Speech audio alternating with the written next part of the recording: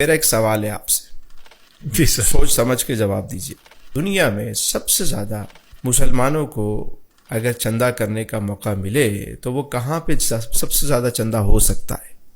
تو جس جگہ زیادہ مسلمان اکٹھے ہوتے ہوں گے. کس جگہ؟ وہ تو بیت اللہ شریف ہی ہے. حرمین شریفین میں اگر چندے کی اپیل کی جائے تو سب سے زیادہ چندہ ہو سکتا ہے. لاکھوں لوگ روزانہ وزٹ کرتے ہیں. کیا آپ نے سنا کہ وہاں چندہ مانگا جا رہا ہے؟ نہیں.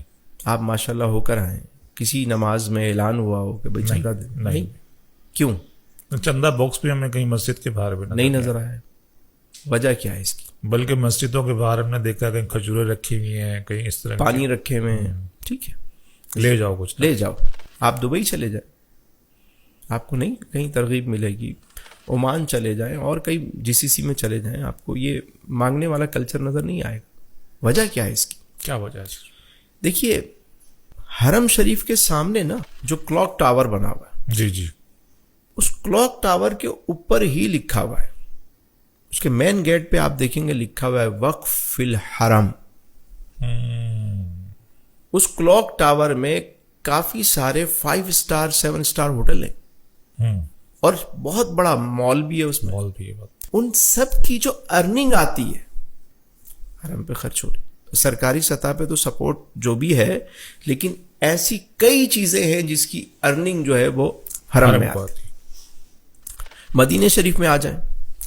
اب مدینہ شریف میں سب سے زیادہ چندہ ہو سکتا ہے جی. لیکن وہاں چندہ نہیں ہوتا. وہاں آپ دیکھیں گے حضرت عثمان بن عفان رضی اللہ تعالیٰ عنہ کے نام سے ایک ہوٹل آج بھی موجود ہے. اچھا.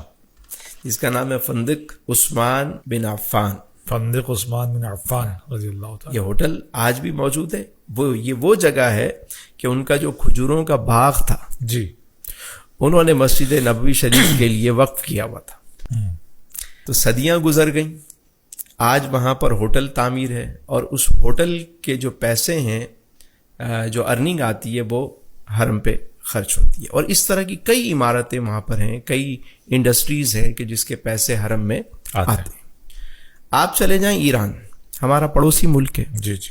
وہاں امام علی رضا رضی اللہ تعالیٰ عنہ کا روضہ ہے. اعتراف میں جتنے ہوٹل ہیں، 5 اسٹار ہوٹل بھی ہیں وہاں، وہ سب ملکیت ہے اس ٹرسٹ کی اور ان سب کی ارننگ وہاں آتی ہے. اچھا. یعنی اتنا فنڈ جمع ہوتا ہے، جیسے ہی فنڈ جمع ہو گیا انہوں نے کوئی اور پراپرٹی خرید لی، کوئی اور چیز خرید لی اور اس کو وقف کر دیا روزے کے لیے. اس سے کیا ہوا؟ آپ کے ایسٹ بڑھتے چلے گئے، انکم بڑھتی چلی گئی. پیسہ جمع ہو گیا، پھر کوئی چیز خرید لی، اس کو وقف کر دیا آپ نے. جی. ہم ادارے تو بناتے ہیں لیکن سورس آف انکم جنریٹ نہیں کرتے. ایسا ہی ہے. اب کیا ہوا؟ ادارے بڑھتے جا رہے ہیں، سورس ہے نہیں. ایک ہی سورس ہے کہ ہم نے مانگنا ہے. اب خرچے بڑھتے جا رہے ہیں. ابھی کیا ہوا؟ جب کووڈ آیا تو سب سے زیادہ وہ ادارے متاثر ہوئے کہ جو چندہ بیس تھے، کیونکہ ہر چیز بند ہو گئی. اب کہاں سے کوئی انکم آئی؟ ادارے متاثر ہو گئے. لیکن یہ ایک میسج تھا بہت بڑا، ہم نے اس سے بھی سبق نہیں سیکھا. ٹھیک ہو گیا بھئی آپ اتنے ادارے بنا رہے ہیں تو ساتھ میں کچھ سورس آف انکم تو ساتھ میں جوڑیں. کوئی شادی ہال کھول لیں، کوئی ہوٹل کھول دیں، کوئی انڈسٹری کے لیے جگہ لے کے اس کو رینٹل پہ کر دیں. آپ کو مطلب انکم آتی رہے. آپ کے خرچے بڑھتے جائیں گے تو رینٹ بھی بڑھتا چلا جائے گا. ٹھیک ہے، ہم یہ نہیں کرتے. سر وہ کہتے ہیں کہ وہ مطلب چندہ مانگنا جو ہے نا، وہ اسلامی طریقہ یہی ہے. آقا کریم علیہ السلام کی پوری سیرہ مبارکہ میں کتنے مواقع پہ جو ہے وہ حضور نے یہ حکم فرمایا ہو. سر ایک کا تو آپ نے ذکر فرمایا تب، لیکن وہ اضطراری کیفیت ہے، جنگ تبوک. اس کے علاوہ آپ مجھے بتائیں، ہاں دور سے کوئی قبیلہ آیا، اس نے آ کر کوئی عرض کی اور اپنے حال بیان کیے تو ٹھیک ہے جن کی.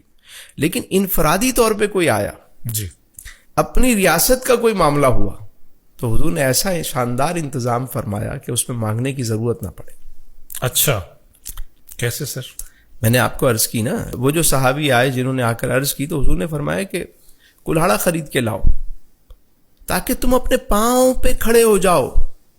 یعنی اسلام یہ پسند کرتا ہے کہ تم مچھلیاں لا لا کے نہ دو، اسے مچھلی پکڑنے کا طریقہ سکھاؤ۔ واہ واہ واہ، اسلام یہ چاہتا ہے کہ لینے والا دینے والا بن جائے۔